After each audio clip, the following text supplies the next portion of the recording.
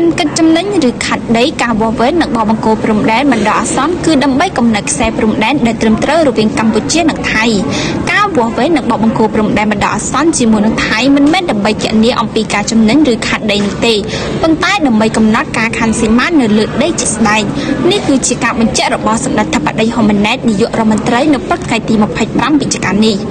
សម្ដេចធិបតីហ៊ុនម៉ាណែតបានបញ្ជាក់ថាគោលដៅចម្បងរបស់កម្ពុជាគឺការកំណត់បង្គោលព្រំដែននៅលើដីជាក់ស្ដែងដែលបញ្ជាក់អំពីខ្សែព្រំដែនមួយដែលត្រឹមត្រូវនិងច្បាស់លាស់រវាងកម្ពុជានិងថៃដោយផ្អែកទៅលើមូលដ្ឋាននៃឯកសារគតិយុត្តដែលបន្សល់ទុកពីសម័យអាណាព្យាបាលបារាំងនិងច្បាប់អន្តរជាតិ